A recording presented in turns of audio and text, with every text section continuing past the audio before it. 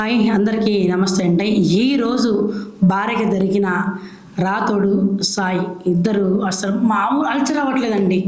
అబ్బబ్బబ్బబ్బబ్బా ఎన్ని సాంగ్స్ తీశారండి, ఎంత అల్చర్ అయిందంటే ఈరోజు ఎక్కడ చూసిన పబ్లిక్ ఉండ వాళ్ళతో పాటు వాళ్ళ మిస్సెస్ కూడా పబ్లిక్ అయిపోయింది. ఈరోజు ఎందుకు అయిందంటే వాళ్ళు అక్రమ సంబంధం పెట్టుకున్నారు, లాడ్జీలో దొరికారు. అది కారణం ఏంటి? ఇద్దరి మధ్యలో అక్రమ సంబంధం ఉంది.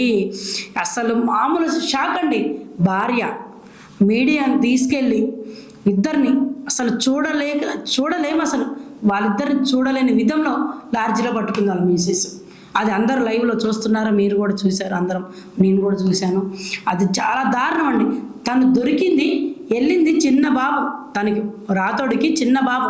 ఆ బాబుని తీసుకొని వెళ్ళి నాకు నేను వద్దా, నీకు నేను వద్దా, ఎందుకు నేను వద్దా, దీంతో ఏంటి అని చెప్పింది, తీసుకొచ్చింది తనే.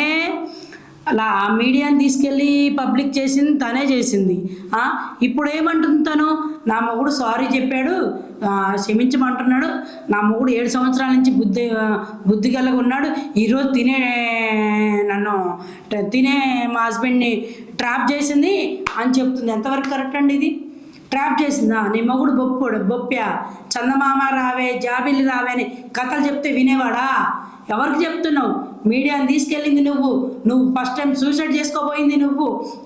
నా మొగుడు ఇలా చేశాడని చెప్పి నువ్వు పబ్లిక్ చూపించావు, మెసేజ్లు ఉన్నాయని చూపించావు, ఇద్దరి మధ్యలో మెసేజ్లు ఉన్నాయని చెప్పేసావు. ఈరోజు మళ్ళీ ప్లేట్ మార్చు. కథలు ఎవరికి చెప్తున్నావు నువ్వు? ఎవరంటారమ్మా నీ కథలు? ఇద్దరిది తప్పు. ఇద్దరు ఫోక్ సాంగ్స్ ఇద్దరు కూడా, మాధురి కానీ రాతోడు కానీ ఇద్దరు చేసిన తప్పు, చాలా వరకు తప్పు. వాళ్ళిద్దరు ఏం చేశారు? లాడ్జీలో దొరికారు, చూడరాని పరిస్థితుల్లో దొరికారు. కానీ వాళ్ళ వైపు పట్టించింది, దొరికింది. నెక్స్ట్ టైం ప్లేట్ తిప్పేసింది. నా మొగుడు సారీ చెప్పాడు, నా మొగుడు బుద్ధిమంతుడు, నా మొగుడు పద్ధతి, నా మొగుడికి ఏం తెలియదు అంటుంది. ఈ అమ్మాయి జీవితం ఏమైపోతుంది? ఈ అమ్మాయి ఏం చెప్పుకోవాలి సమాజానికి? ఈ అమ్మాయి ఫ్యామిలీకి ఏం చెప్పుకోవాలి? అంటే ఇద్దరు కలిసి, మొగుడు పిల్లలు ఇద్దరు కలిసి ప్లాన్ చేశారా?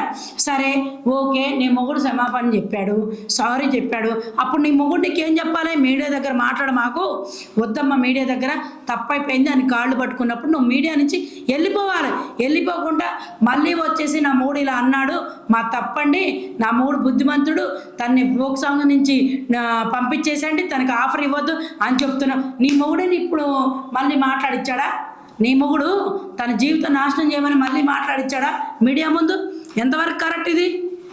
ఏం పిచ్చోళ్ళా? జనాలు పిచ్చోళ్ళ? మీ ఇష్టం వచ్చినట్టు మీరు మాట్లాడటానికి, మీ ఇష్టం వచ్చినట్టు మీరు వీడియోస్ పంపిస్తే చూడటానికి సైలెంట్గా ఉంటారా? ఈ